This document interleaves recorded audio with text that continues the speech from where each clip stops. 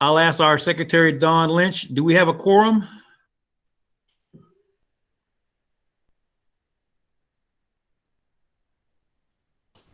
Yes, Marv, we do have a quorum. That's great. Okay, we can go ahead and get started then. I'll go ahead and call the meeting to order. Did everybody get a chance to review the minutes from the last meeting?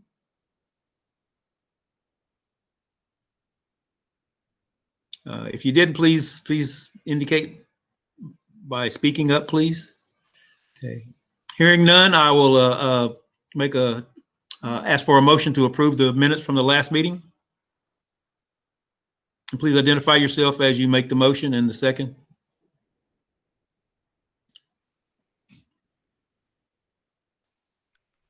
This is Jenny Ryan. I make a motion to approve the minutes from the last meeting.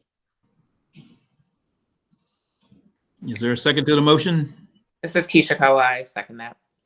Thank you, Keisha. It's been moved and properly seconded. Approval of the meeting of the minutes.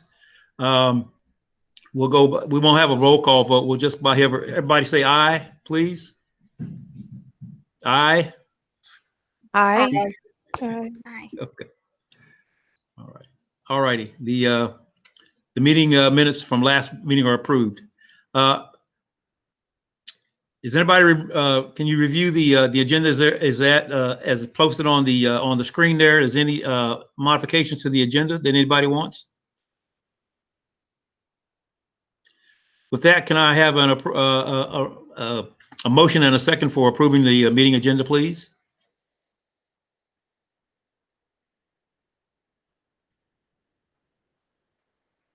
A motion and a second, please.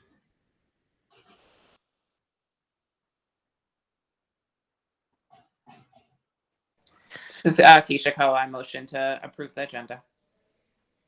Okay. Is there a second? Jenny Ryan, I second. All right. It's been moved and properly second. Any discussion? All those in favor indicate by saying aye.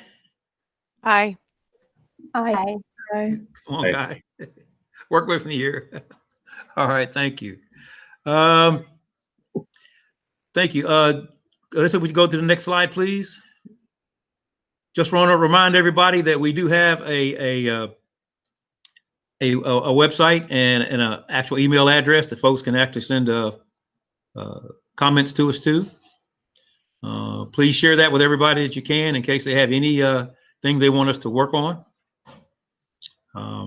Thank you. We're going to have public comments now, and I'll read this. The board welcomes and encourages public comment. Public comments will be read for up to 30 minutes. However, all public comments, whether read or not, will be posted to the board docs within 24 hours of our meeting. Please note that public comment is for statements and questions that will be directed to the appropriate staff for response. Public comment is not intended to be a question and answer platform for the board. Generally, the board will not respond to comments made. Okay. Hearing that, none. Mr. Mason, do we have any public comments? There was one submitted. It concerns a personnel and student matter, so I'm not ready to read that yet. We need to come to a resolution with the matter. And once that happens, we can read the comment into public record. But Okay. for right now, it concerns a student. Okay. We want to respect privacy. Okay. Thank you very much. There are questions that have been submitted in the public comment, which have been submitted previously to the board. The superintendent is having staff work on those questions. Some of those involve policy also, which the board will have to consider and take up. Okay, thank you. Are there any other public comments? Okay. I'm going to turn it over to Alyssa Andrade, our deputy co-chair, please, to kind of talk about these protocols for courageous conversations. Ms. Andrade. All right, just as a reminder, as we move through our meeting this evening, we're just going to make sure that we stay engaged with our meeting and we speak our truth about our own experiences. And we're going to be okay and accept discomfort and experience discomfort as we talk about race. And we're going to excuse me. We are going to expect and accept non-closure. And these protocols come from Glenn Singleton's Courageous Conversations About Race. And we're going to continue to use them in every meeting as a whole and every subcommittee meeting we have.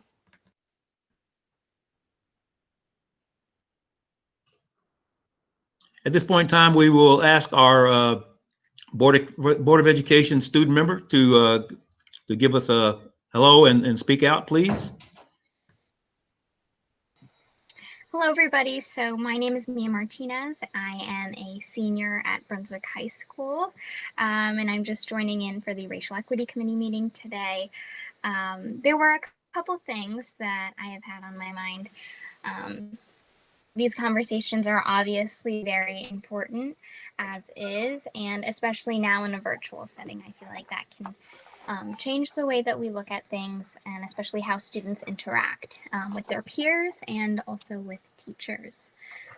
So there are many different things to consider. A priority is just that students feel comfortable and they're not distracted from their learning. I know that I've been in school settings. I am Hispanic and I go to Brunswick High School, which is majority white. And so I have experienced sort of situations where I have felt sort of left out. And there have been times where teachers don't really know how to deal with it or how to address the situation. I remember a specific situation in my sophomore year where I was called out in front of the class and nobody really knew how to handle it. I didn't even know how to handle it. And so being in those situations and knowing what to do is something that is very important. And I was just talking to another student who had experienced something virtually, which was similar. And I had spoken to her earlier today, and she said that it was okay if I share the information very briefly, where she felt that her learning was disrupted in an online scenario due to what another student had displayed. And she was telling me her discomfort with the situation and how it was handled. And so I was able to hear that perspective, and especially seeing that this is still happening online is an issue in how it should be handled. You know, obviously we were aware that these things happened in school, but for them to happen virtually is definitely different, and that's something that we just need to work on because it's all new. I'm not sure if I'm also joined by Ariel Narayan, who is also a senior at Brunswick High School. I'm not sure if she has anything to add.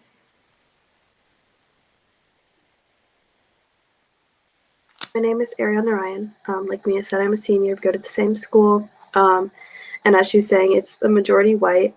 I'm biracial, and a lot of people have trouble identifying my race because I'm mixed. So I get usually a whole like cocktail of racial slurs and just all the different kinds of racism for any intended race. And it's frustrating. So I decided to join our school's Minority Essence Club. And me and the other co-president have decided that if possible, there are a couple things that we'd like to try to change in FCPS. We know they're going to be difficult, and I just thought I'd bring it up to maybe get your opinions on it or just see if anyone had any ideas. But as Mia was saying, situations are never truly handled, I think, in an appropriate sense. Teachers don't know how to handle things. They hear a slur and they pretend like they don't hear it, or they just don't know how to address it. I don't know what the issue is, but things aren't appropriately handled. When a student is profiled or accused of something, they are often looked at as someone who provoked the situation. And so we would like to try to find a way that we could come up with more of a universal policy for dealing with discipline and consequences for race, like something in the student handbook. I know there's a section on bullying. We don't really have anything specific to racism that I'm aware of. I could be wrong.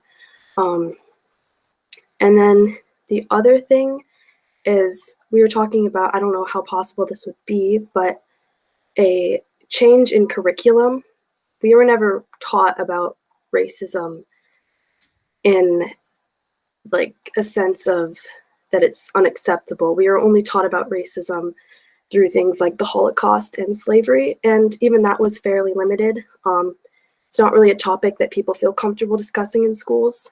So if there was a way we could incorporate that to have appropriate conversations in our curriculum, that would be fantastic. I also have something to add back to what Ariel was saying about handling situations, also making sure that, which is hard to do, that the teacher remains neutral within handling the situations. I know that it can be easy to brush something off because of your beliefs, and that has happened before. And so making sure that there is a neutral perspective and that sides aren't taken or favors aren't taken towards what they typically believe in.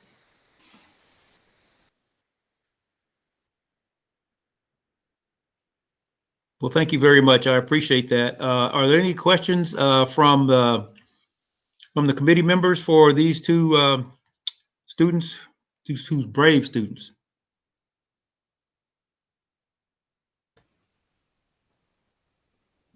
When you, Mia, this is Elisa Andrade. When you say, Mia, for the teacher to stay neutral, can you unpack that for me? If a racial slur is being used, I guess my concern would be a teacher staying neutral in that situation.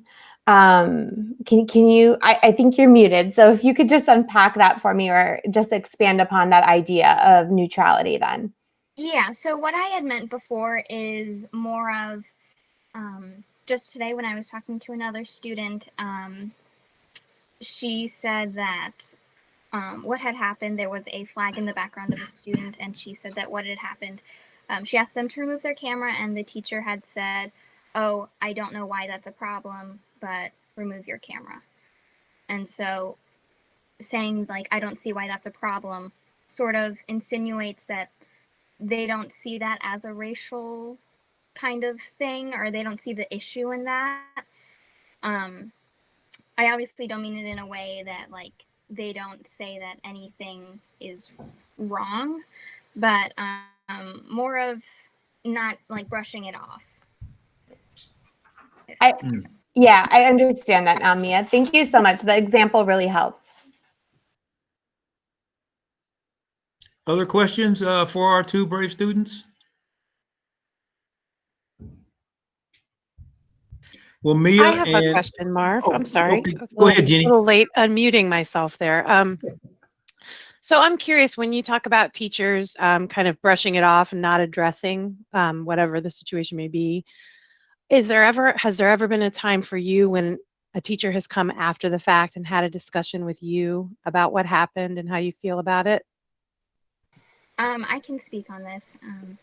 So there was a situation in my sophomore year where I had felt that I was called out, and this was to the entire classroom. The classroom was obviously silent, and the student had pointed at me and said something. The teacher had said nothing, as if it never happened, continued with her class, and then I was never approached after. I just kind of felt like, I was like, what just happened? And I didn't know how to handle it as a student, and I realized that my teacher didn't know how to handle it either. And the other student just kind of went on with their day as if that was okay, and nothing happened after that. I don't know if Thank Ariel you. has a situation to add. My experience, every single time a slur has been used against me, a kid is, so a specific example that I can give is we were talking about 9/11 during class, and a lot of people think that I look Muslim. And I was talking about a different perspective that people don't consider during 9/11 and like the impact that new stricter Homeland Security laws and like traveling laws have had on me and my family, and how it's contributed to profiling. And some kid was upset because he thought that I was saying that America was doing a bad job protecting its country or something. And he told me that he was afraid to go to school with me because I was a terrorist and that I was probably carrying around bombs. And he started telling other students that I had bombs. And for me, I wasn't offended because I was so used to hearing those things, but I was more afraid that I could get in trouble because he was accusing me of having bombs. And our teacher that time, I believe, actually didn't hear it because if she had, I believe she's the kind of person that would have said something. But I did report it later. And the first thing I was asked was, what did you say to them? Like, what made them say that? And ever since then, I don't report things because I'm tired of being assumed that I'm provoking it. So by teachers remaining neutral, I think that also goes along with teachers not having assumptions going into it. Okay, well, thank you. And thank you for sharing both of those experiences. And I just want to say that you should always feel safe at school. You should always feel comfortable at school. So I'm sorry that you've experienced that kind of response from staff, but hopefully we're gonna improve that. I also wanted to add, in addition to teachers, I feel like, I don't know how possible this would be, but coaches is also important, because I've been on a sports team and I've had the same issue happen to me. I've had students who are also Hispanic, and I've had coaches call me out and say things that didn't make me necessarily comfortable, and I knew that he was saying them based on what I looked like. And so I really feel like this should also expand to coaches because they're still in school. And since then, I haven't necessarily played the sport just because I have that connotation with it. And so it isn't something really enjoyable for me. And I know that other students have had similar experiences.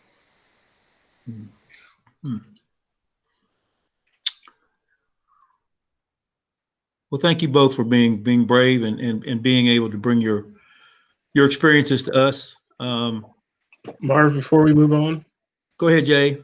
just I'm trying to look it up now, but I just want to let the two students know, and the public and the committee, that there was a race and racism guidebook put out by the school system. I want to say it was our last board meeting. If it wasn't the last board meeting, it was on October 7th, either the 7th or the 14th. And it's a guide to help teachers understand how they should help, what they should do, how they should step in when interactions like this happen. The guidebook is very good. I'm appreciative that we've put it out. It dives into racism and racist actions very well. And I see Dr. Harris has just shared it for us. So there's the link for it. Thank you, Dr. Harris. Please look at the guidebook. And I know this isn't going to get fixed this year for our two seniors, but hopefully moving forward for the underclassmen and all the way down to kindergarten, we do better. And I know we're trying to do better. We are having training going on right now in all of our schools. And I've heard from one teacher that the training is better than we've ever had training before. It goes a lot deeper than we've talked about it before. And, there's not enough time to talk about it. It's, I think, a 90-minute training that our staff is going through, which isn't enough. There will be more training later on in the school year. But for now, I know we're trying, and I hope that we can continue to do better and have more conversations and make people feel comfortable being uncomfortable and help our students going forward coming through FCPS. One question that I did have is, has a student ever helped you out, stood up, said something when something like that happens? For me, no, I don't think I've ever had. I've had other students approach me afterwards, also questioning what just happened and say, oh, did they mean it in that way? And just expressing their confusion. But I've never had someone else say, call out what had just happened. Ariel, I don't know. I've had the first kind of group of supportive people that I met was through Minority Essence. So most of the time it's after the fact. No one's ever helped me in the actual time. They tell me like, oh, let's go report it together, which is helpful, but not in present time. Peer-to-peer is also very helpful in those situations. I just had a quick question about something you said earlier, Ariel. I know you said like if possible, it would be interesting to make changes to the curriculum other than teaching about like the Holocaust and that kind of stuff. Have you or anyone you've like the group that you're working with thought about like what some additions might be that would be helpful or meaningful? So one of the problems that we get frustrated by is this kind of singular narrative view on history. Like a lot of times we're taught specifically that the Civil War, for example, was purely based on states' rights and the economy rather than slavery. And I think that that could possibly be one narrative, depending on who wrote that particular opinion or like, but I think we need to look at more than one view instead of just teaching that history is through the eyes of the person that was privileged enough to tell it, I guess. I'm also reading Stamped from the Beginning by Ibram X. Kendi, and I think it's really interesting, some of the ideas he uses to explain that, like, kind of the present idea of racism. I think, like, teaching exactly about the concept of racism, not just through history, like, would be a really interesting thing to incorporate into a class. He talks about how, like, as we make racial progress, we also run into, like, racism progress. So, like, it's not like a two-sided battle, like one's winning or the other's losing. It's like as one progresses, the other progresses. And I think concepts like that he talks about in his book, we could incorporate into a curriculum. I'm not quite sure if that would have to be its own separate class, like racial studies, or if there's a way we can incorporate that into other history classes. Thank you. And I also wanted to share and make sure that both of you in your positions in the Minority Ethics or Ethnics Club, and also Mia as a student member of the board, that the Office of the Ombudsman is available to work with students also.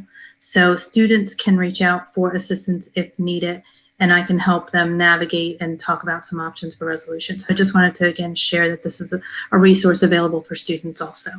And thank you so much for sharing your stories today.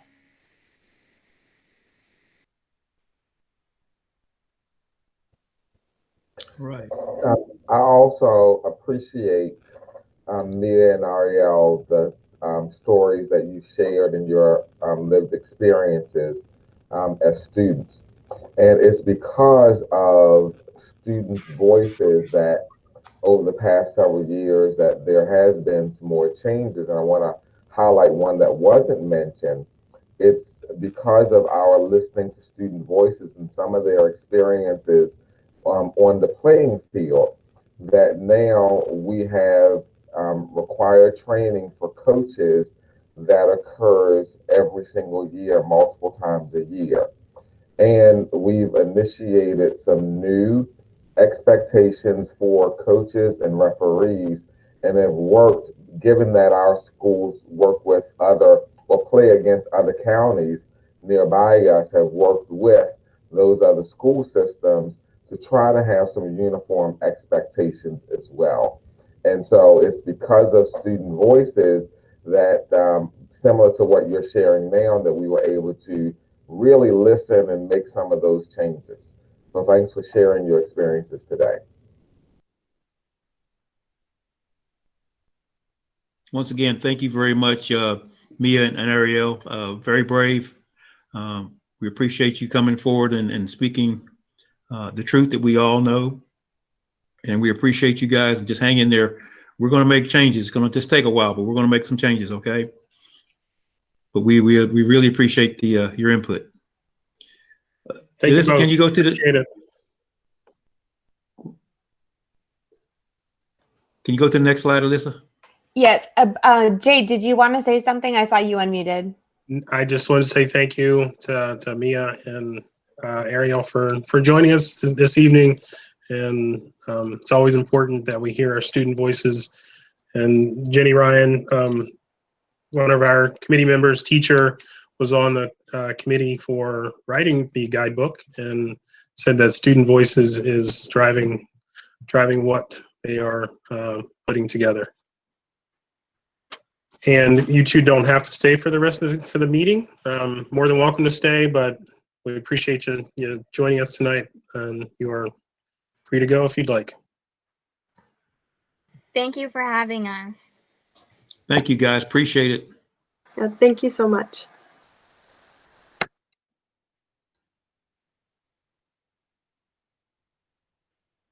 Okay, at this time, I think we've got a motion for modification to our bylaws. And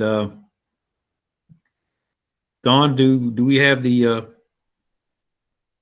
team that's going to make that request for us?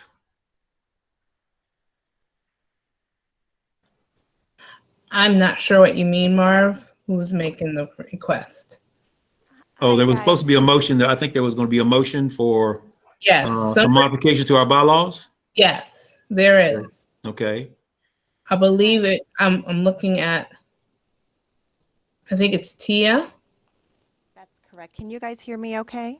Yes. Yes, we can, Tia. Great, great. Okay, good evening, everyone. Yes, I did want to make a motion that, in order to be able to continue to hear more student voices and, really take in their input, that we would add 3 additional student representatives to the Racial Equity Committee. So I wanted to put that on the floor and see if we have a second for that.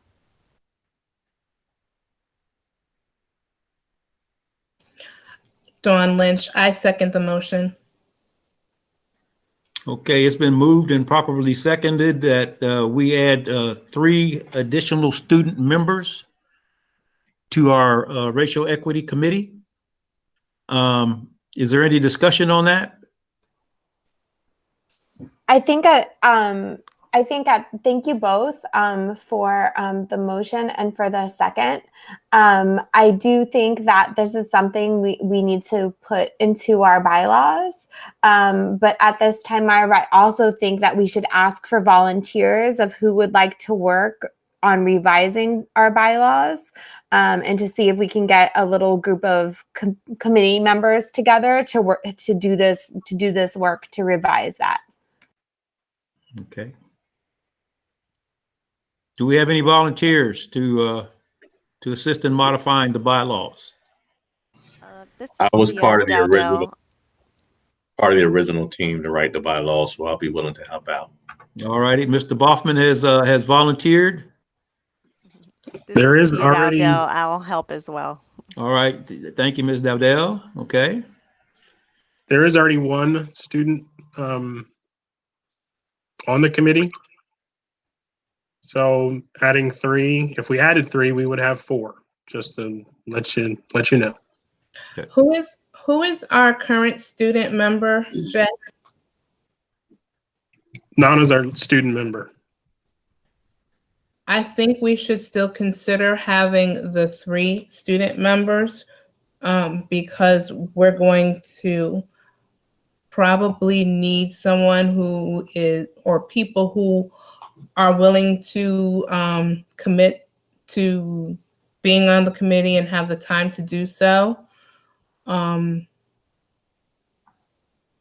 Because our student member currently is unavailable. So I think it would still probably be a good idea to have 3.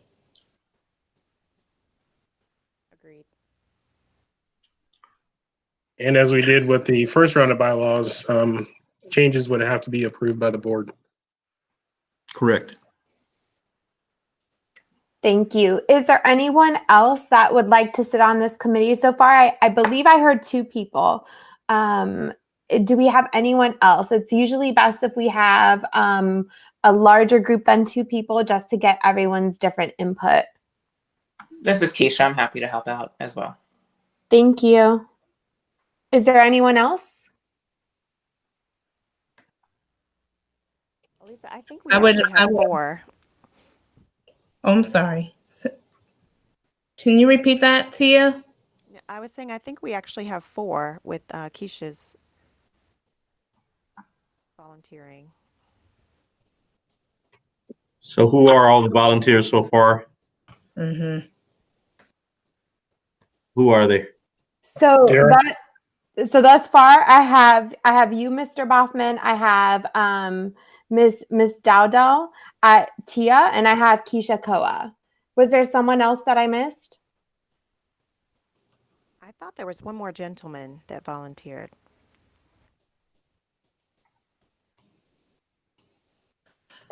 I will volunteer to serve on that. Thank you, Dawn. Thank you, Dawn. You're welcome.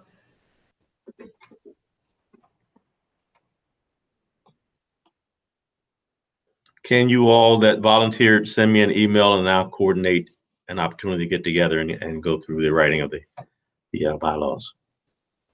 Yes. Thank you. Mm-hmm. Thank you, Mr. Boffman. You're welcome. Our next subject is a review of translations of meetings. We, as the executive committee, yes. Gotta have a vote on that. Oh, you want to have a vote? Okay, I'm sorry. Okay, so it's been moved and properly seconded, and I had a full discussion that we actually modify our bylaws to add on 3 more student members to our racial equity committee. Is there any more discussion? Hearing none, all those in favor indicate by saying aye. Aye. Aye. Aye. Those opposed say nay. Aye. Are there any nays? The motion carries. And once we get the recommendation from our subcommittee, we will take those forward and pass those on to Mr. Mason to present to the board. Dawn, do you have a count for everybody that's on? How many yays we have? I can't tell. Can I suggest that everyone quickly put yes or yay in the chat box or nay really quickly so we can get a count, please? I think it'll be easier if you just have the nays go in the chat box Yes. for future reference. Thank you, Mr. Boffman. Good idea. Thank you. We'll wait 1 minute for anybody that's opposed.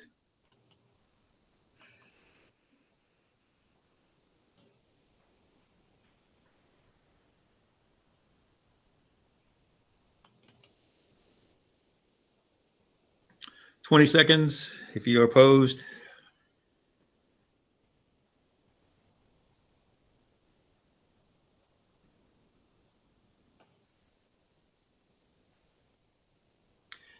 Seeing no nays, it appears to be unanimous, Ms. Lynch, for the record. Okay.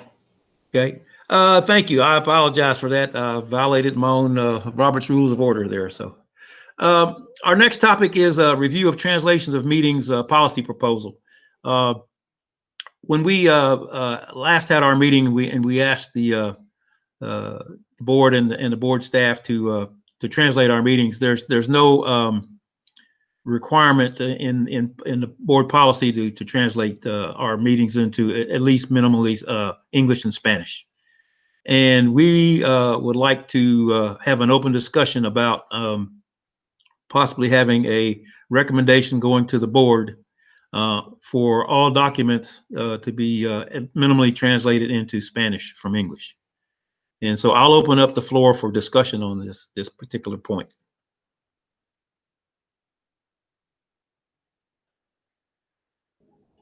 Hi, this is Ivania Amador. I just want to, I'm totally in favor of this move.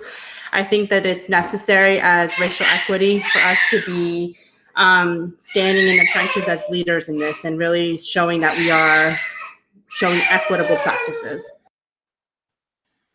Thank you, Ivania.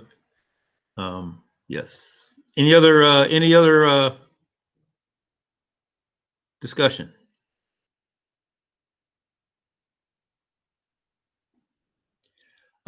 Hearing none, my proposal would be to establish a small group, which I will volunteer to be a part of, to make a recommendation, formulate a recommendation to the board for a policy modification to ensure that at least all the racial equity committee documents are translated into Spanish. And I would entertain any other folks to assist me with that. Marv, this is Jenny Ryan. I'll join you. Thank you, Jenny. This is Ivania Amador. I also would like to help. Thank you, Ivania.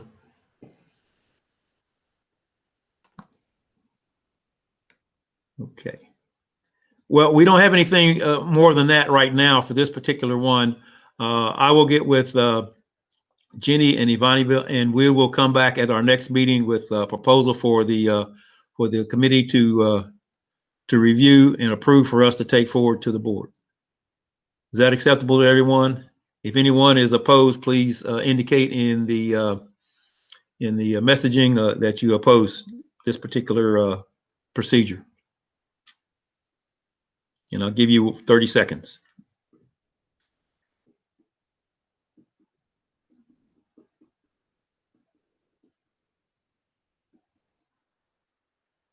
Ten seconds.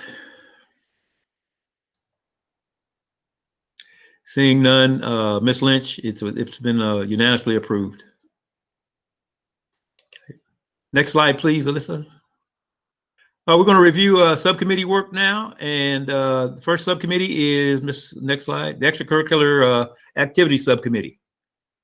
And so whoever the spokesman is for that particular one, please unmute yourself and go ahead and give us your briefing. Hello, this is Serena Lissette. So we just went over some of the handbooks and documents that we received from the previous meeting, and we got some pointers from that. So from the coaching handbook, we discussed how players report to coaches and officials report to coaches, and we realized that there's no specifics about discipline for offenders. And so we questioned if games continue as usual after incidents occur, when consequences occur, and if students are aware of the processes for reporting incidents, just as we discussed before with the student members of the board.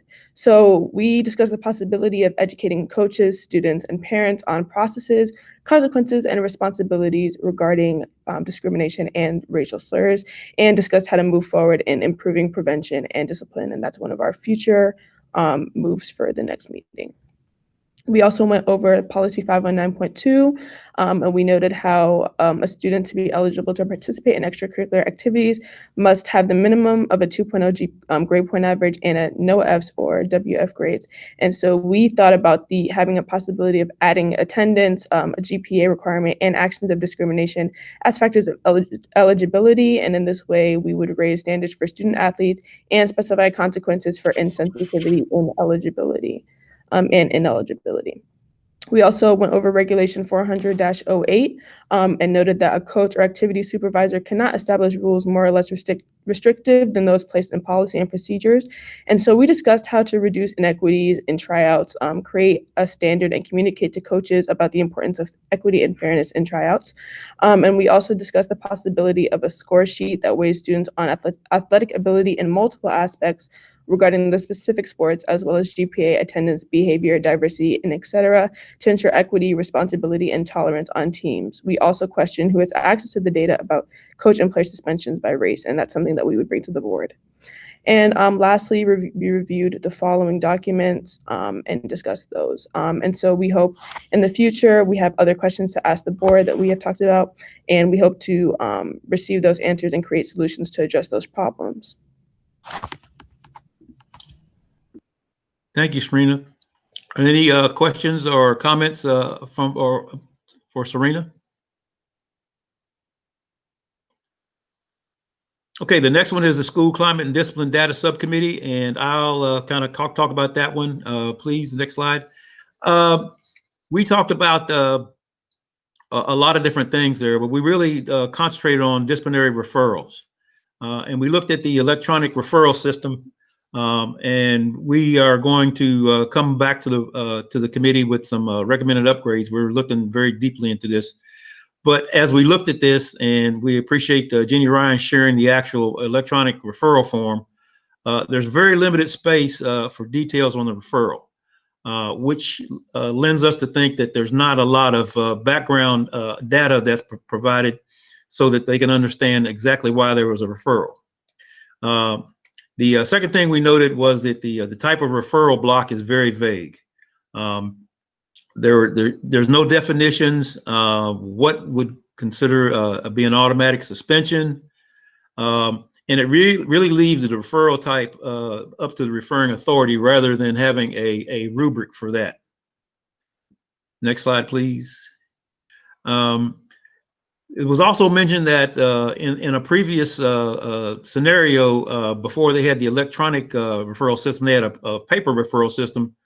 And they had an inquiry about the previous progressive discipline for the referrals.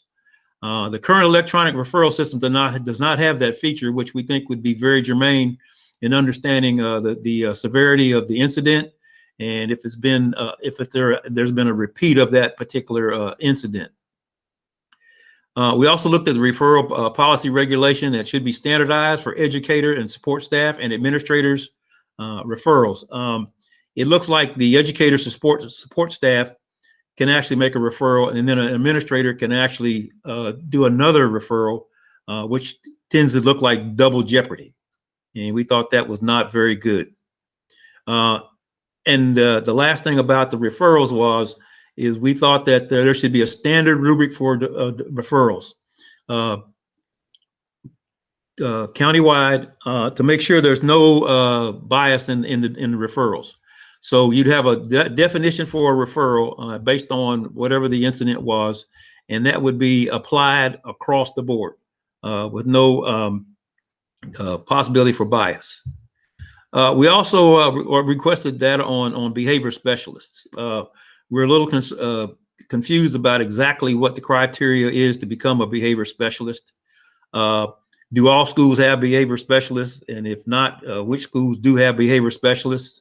Are there, what is the race and ethnicity of the behavior specialist by school to ensure that we can, folks are understanding what's going on? And there was some concerns about the reporting chain in each school for the behavior specialist. We understand in some schools, they report through the special education. Other schools, they report through the counseling center. Other schools, they report straight to the administrator. So we think that we need to have a strict reporting chain for all of those, and we have to talk more about that. Next steps, we want to request the Appendix 3, more information on that. We need some enhanced information on that. They have it down by students, but we need to know by race, ethnicity, and if they have special services, and broken down by school. Appendix 6, The diversity and location of certificated employees be further broken down by the type of certificated staff, educators, counselors, subject experts, special educators, and administrators by school. And we also want to recommend documentation on a standardized criteria for initiating a behavioral intervention plan. We're also going to be studying documentation to make how the referrals are made and to make sure they're objective. We think that the way the system is now, they can be very subjective. We want to take all the subjectivity out of it and make it objective if possible. And we'd like to get, like I said, more information on behavior specialists, the criteria, what the roles are, and how they're make sure that they're all the same across all schools. Any questions from the School Climate and Discipline Data Committee? Okay, we'll have Mark, a report. can I just share something real quick there with that one? Sure, Jen.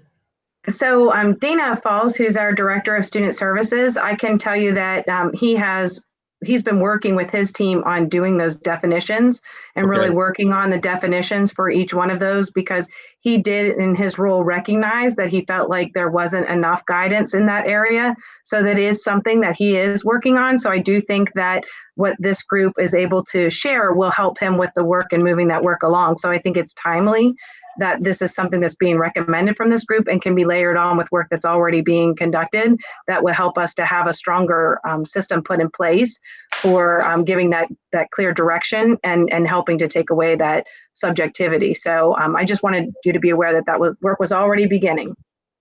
Thank you very much, Jennifer. Any other comments or questions? Was this part of the, this was the suspension data, right? Correct? Correct. Yep. Did you all have a discussion on that? I know when I looked at it, I was rather pleasantly surprised that the numbers weren't big as far as suspensions and yeah, we looked at that. The numbers weren't really big, but right. Based on percentages, there's still a significant impact on people of color.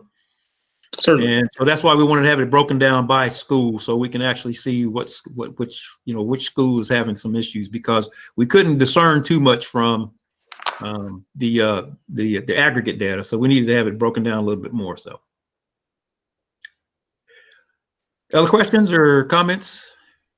Well, and Marv, I think with the suspension discussion that we had, we also talked about in-school suspension versus out-of-school suspension, and how those decisions are made. How does an administrator decide to suspend a student out of school versus in school? And the three of us are all on the same page. We all agree that out-of-school suspension it is not productive for students, and we know that it is a financial issue, but that in-school suspension is a much more powerful tool, keeping them in the building as much as possible.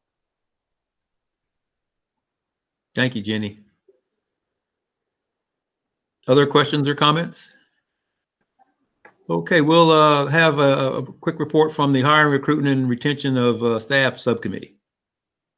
Hey, this is Shanita. Thanks, Mark. Hi, Shanita.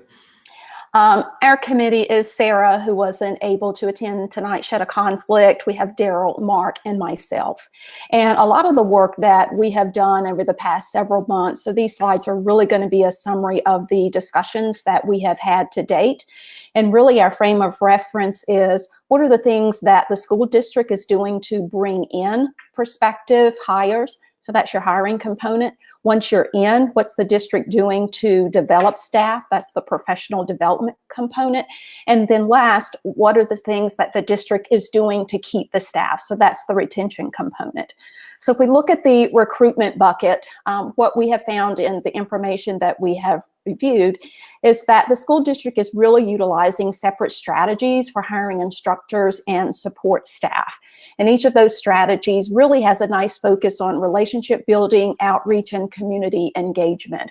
So for an example, doing a rebranding of the recruitment and PR materials to really help identify why is Frederick County Public School District a great place to work? How will that attract potential employees? And some partnering with some local schools systems or college systems, in addition to identifying high school graduates that may have an interest in becoming teachers in the future. Under the hiring components, this is just a very broad bit of information based on what we've read, that there have been significant gains that have been made in the past few years. So in the 2014-2015 timeframe, from an instructor standpoint, that males of color, that hiring has increased by 400%, with females of color at 81.8%. And in 2015, support staff of males of color has increased by 122.1%, and females of 31.5%. And really the net of all this is to say we're on a good trajectory and we're on a good pathway from a hiring standpoint. One of the asks that we would have is to have more data, disaggregated data, to better understand the differences from the hiring lens along all racial identities. So definitely an opportunity there.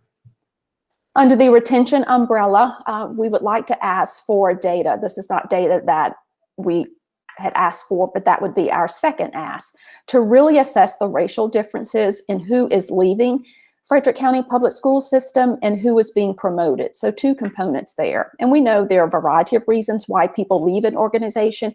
It would be nice to have that information to do some assessment to see if there are some opportunities for growth there. Under professional development, what we learned that professional learning opportunities are developed by the Equity Office in partnership with other entities, for example, whether it's Hood College or some other colleges in the area.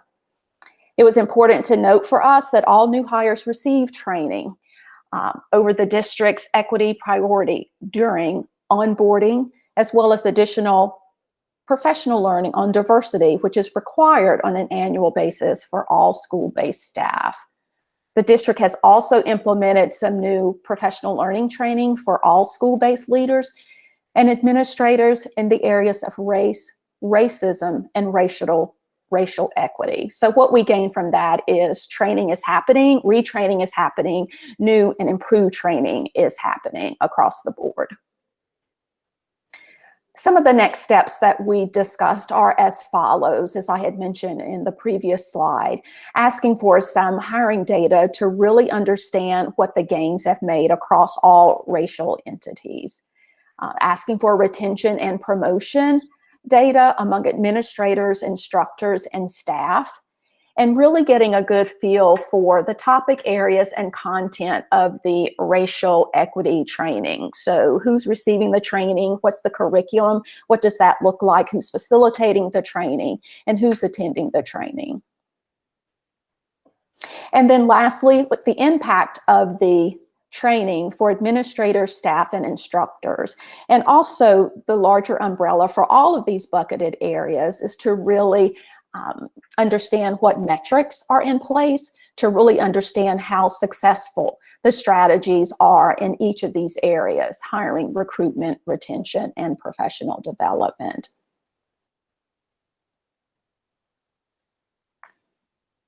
Thank you, Shanita. Any questions or comments for the professional development subcommittee? All righty. Presentation to the board 2021. Next slide, please. This is just a point of discussion. The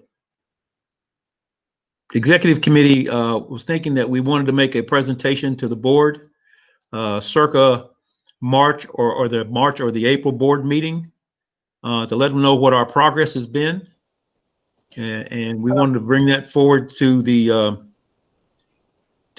committee and see what you thought about that particular time frame.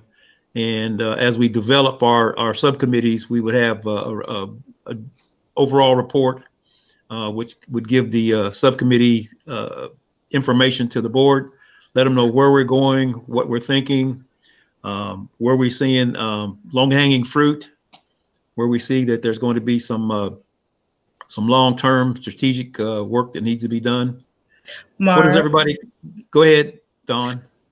So when we were discussing this, our time frame was to be able to present this to the Board of Education at the last Board of Ed meeting in February 2021. February 2021. Okay.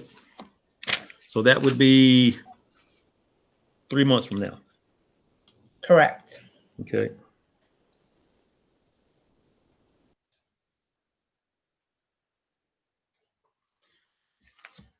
What is the committee's thoughts about that?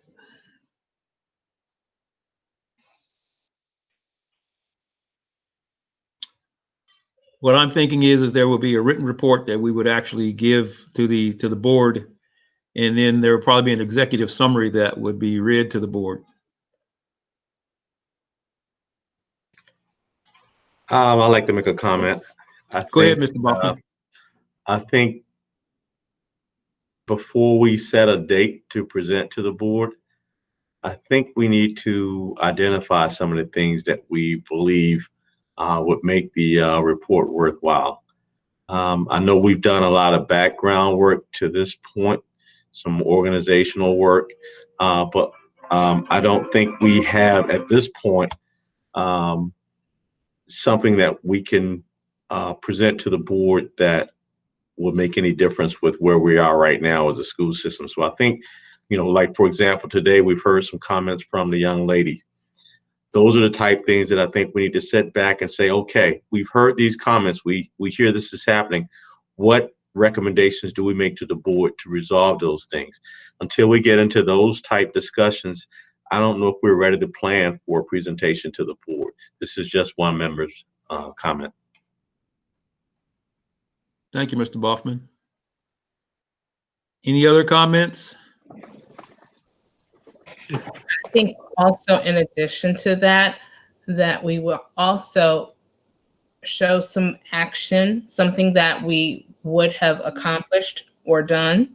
And I'm not sure that we will have something like that to share by February. So I believe that I agree with Mr. Boffman on that. Thanks, Dawn. Other comments? Ditto. Okay, thank you, Reverend Simmons.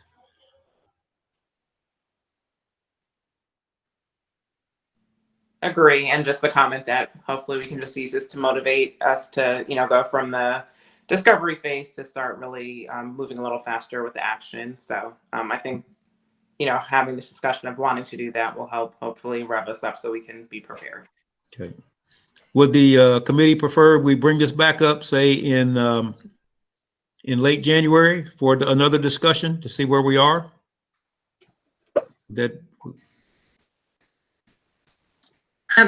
Mark, this is Sabrina. I do want to add that the policy for the Racial Equity Committee does state that we do need to provide an annual report to the board. Is that annual? Is that on calendar year or fiscal year? Do you know, or it doesn't? I would say July. By July. By July. Okay. When did we elect officers? In June? We started. I think we started that after January last year. I want to say it was February, but I'm going off of my memory. We started the officer conversation in January, but when COVID hit in March, we delayed elections until I think July, or maybe the end of June. Sounds about right, yeah. And the first official meeting was July, so I would say by the end of June, if we could. By the end of June, we would present to the board, is what you're saying? Yes. Okay. And I think if Mr. Mason leads that conversation, we'll be fine. because COVID has impacted quite a few things. We're not the only organization that's been impacted. And so if we're asking instead of February to make it July, that does give us some time to really put some meat on the plate, to have a discussion in front of the board. And keep in mind that the community is watching. And if we go to the board with a weak list of items, we're going to see some backlash from it. So we need to go before the board with our act together and with some actual action items that we can recommend based on some additional research we've done. Yeah. Thank you, Mr. Boffman. Other comments? Marv, in order for us to get a better timeline of what we need to do and by when, I believe, and I'm checking my calendar just to be sure, but I want to make sure because there are holidays coming up. Our next committee meeting as a whole like this is November 18th or no? I just want to be sure. And Jay, can you confirm with me, just because I know we have Thanksgiving holidays and there's school out and things like that. The 18th is the scheduled date that we have on our Board of Ed calendar. Okay, thank you. So I think at this point in time, in order for us to move forward, I want to propose, and let's list now some of the actions we'd like as subcommittees to move forward on and have completed by the time of our next meeting as a whole, November 18th. So, and keeping in mind that we do need to post our agenda and our presentation several days prior to November 18th. Our documents do need to be posted. So knowing that, what type of subcommittee work should we expect to have completed by, let's see, November 11th would be the week before to post to board docs.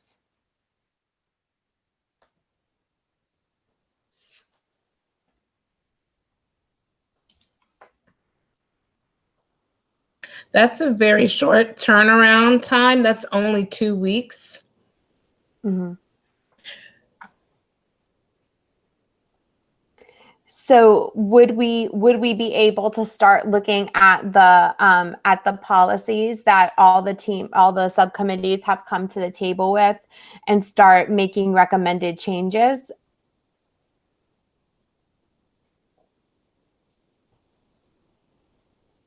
But I agree with you, Dawn. I think that is only a couple of weeks. If we're looking at November 18th, could we say for subcommittees to go ahead and have and begin revising some items of need that they just stated by November 13th? That buys a couple more days. We need to have everything submitted to Catherine by the 8th. So that's like a week and a half. I don't think the timeline is doable. And I know that between November and December, it is difficult to meet with holidays and such, but I'm thinking that perhaps it's better to take the month of November to meet with our subcommittees to talk about some actionable items that we would like to pursue and make changes with. I don't know, do we have a meeting proposed for December or is it January? I think we agreed on a third Wednesday, correct? I thought so, but I wasn't sure because it was close to the Christmas holiday if we were still going to have that meeting or not. So that's all. I'm just trying to confirm that. The third Wednesday is the 16th of December. Oh, okay. Okay. So I'm sorry, go ahead. Don, what I'm hearing you say is that rather than having a committee of the whole meeting on November the 18th, that you would recommend that the subcommittees get together and formulate some plans, present those and get those. And hold on a minute, I got to go back to my calendar and have those ready for submission to for board docs by, help me, Jay, by the 4th of December? Is that correct? Would be very helpful. Yes. Okay. What does everybody think about that? It sounded like you said that we wouldn't have the November meeting. Is that what you're saying? Correct. Rather than having a committee of the whole meeting, each of the subcommittees would meet that evening. And Or give any that- evening that's convenient. any evening, but yeah, but that particular one could be reserved for a subcommittee meeting, and the subcommittees can actually develop some solid proposals and get those back to Dawn and to Alyssa and myself by see what I say by the 4th of December. And then we can make sure that it gets to on board docs by the 7th. So I just want to back map really quickly. So I just want to make sure I recorded the dates properly. So for a December 16th meeting, we would have to submit our presentation to board docs by December 4th, correct? Or no? Well, December 16th, yes, yes. So we would have to, because it does take time to put it into the presentation, everyone's notes. So we wouldn't be able to have the deadline for subcommittees on the 4th, because that would have to be a quick turnaround time for whoever is making the presentation to submit to board docs. Mm-hmm. So I would say I want to propose. I have one question there about this. Jay, what do we have to give the board docs? Do we have to just give our agenda, or do we need to give this PowerPoint presentation? The PowerPoint and the agenda. Really? And Jay, I believe it's 10 days in advance of the meeting. Is that correct? 10 days, yes, correct. So it would be by the 6th. Be the 6th, but that's a Sunday, so.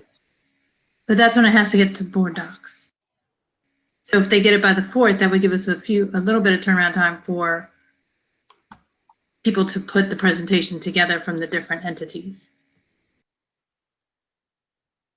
I would say have everybody submit by the 30th of November. All committees submit their information by the 30th of November.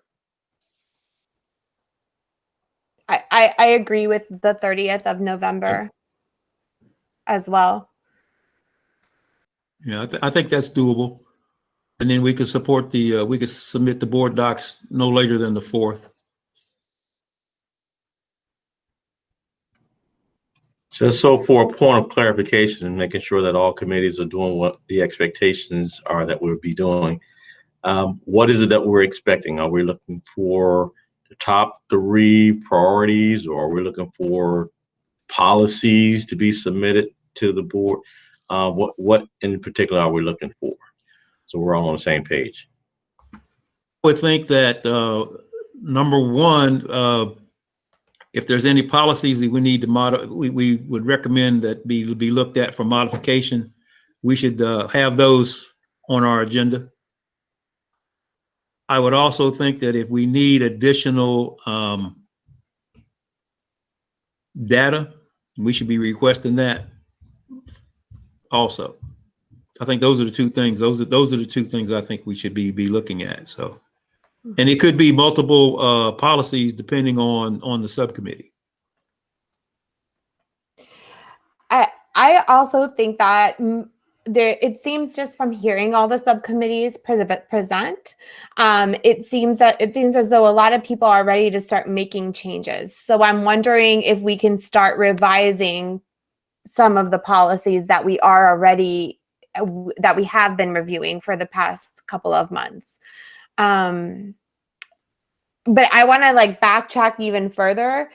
I want to hear, is everyone okay with meeting as a committee as a whole in December as opposed to November? And what did you say, Marv and Mr. Boffman? If it's nay, put it in the box. Yeah, nay, put it in the box. If it's nay, put it in the box. That everyone agrees with meeting in December as a whole. I don't see any nays. Okay, I'm going to go ahead and delete November from this slide. So now we got December. And the date is December 16th? Yes, for our committee as a whole meeting. Alyssa, you're coming in broken. Alyssa, you're coming in broken. No, I just said yes, December 16th. December 16th, correct. And then now back to Mr. Boffman's original question, what other things do we want to do? I mean, truthfully, for me, I would like to see revisions of policies start to be made and created. But I'd love to hear from everyone else within the committee as well. I think that's what I was trying to explain, and maybe I didn't articulate that correctly. But policy review and revisions. I would say policy review and revisions or modifications.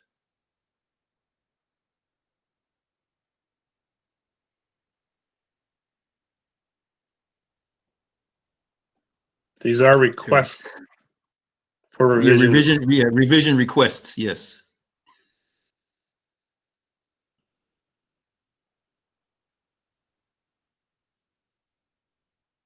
There we go. Yeah. And I apologize. I'm working on a potential document for the committee that we can actually have a formalized way of sharing those with Mr. Mason so he can take them forward to the board. And I will share that with everybody here. Give me another couple of days to do that. I've been overwhelmed by events here the last couple of days. So, but we'll have just a very simple form that you can fill out, requesting a revision to a document. It'll say what the document is and the reason why we think it should be changed, and it just makes it real simple so that Mr. Mason can keep track of them. So the modification form is going to be for a policy. The board is responsible for policies, and then we pass it over. If a policy is approved by the board, we pass it over to the superintendent to revise, change, add a regulation. So any changes that we as a committee would be recommending would be to policy changes. And there will be on the form which regulation goes to it, but that's up to the superintendent, legal counsel, and the superintendent's advisory committee to make any regulation changes.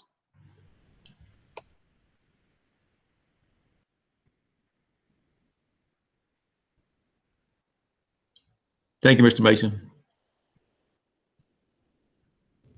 Okay. Mr. Mason, how does the board's policy committee play in this process? Because I know typically policies will go to the policy committee and then to the full board. Correct. So when the form is submitted by the Racial Equity Committee, it would go to the policy committee. They would review it, and then it would go through the process of having the first reading, second reading, and then full approval, or it can be approved after the first reading. Just depends on the changes that are requested. So the board would approve it after the policy committee reviews it and brings it to the full board. And something I can do, Jay, also is Marv can send out when he sends the email the process change that we presented during our first meeting as to how the revisions work too. I think that might also help subcommittees as well.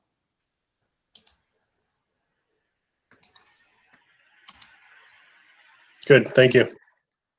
Do that. Thank you, Don. Thank you, Alyssa. Thank you, Jay. Okay. Does everybody see the screen there? Is there anything else we need to add to the action items? Okay, thank you. Okay. All right. So listen to the next slide, please. The only thing that I would add to that process, I know that there are some additional questions that the subcommittees are requesting of staff. And if the subcommittees have to submit those to the executive committee subcommittee by November 30th, that's a really short time period because we're at November right now. And so as soon as I can get those questions, the better, so that I can organize them for staff and engage staff in getting those responses. Okay. Appreciate it. And subcommittees could also just take the data that we have. If you could find something in there, if it's not necessary, the questions that you need answered additionally, then we could submit those for a later policy request, if you'd like, just to give staff time. Okay.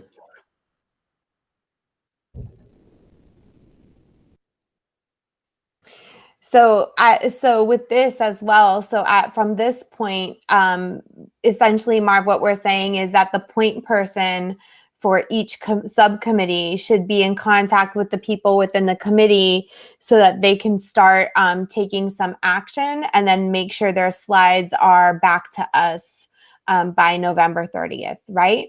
Correct. Okay. Correct. Or earlier. Yeah, earlier would be awesome. Or earlier, if possible. Right. Okay. Is there anything else we need to add to our action items?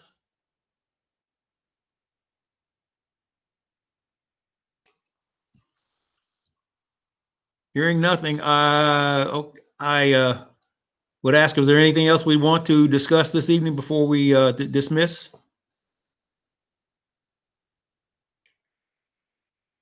Well, in closing, I would thank everybody for your attendance. I think we heard some very powerful statements from our students, which kind of tells us why we're here, and we know the load we've got to carry. Please make sure you participate in your subcommittees. Nothing's off the table, folks. I mean, we need to look at everything. So don't hesitate. We're supposed to be the backbone. So let's be the backbone. Is there anything else for the good of the body? Can I have a motion to adjourn?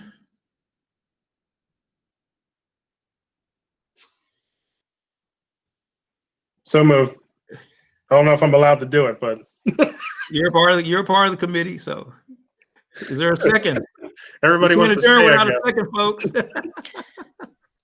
I second. All right, thank you, Jenny. Okay, there's no discussion on a motion to adjourn. So if you say nay, put it in the comments.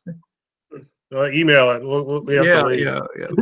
As my grandfather said, the only folks that would nay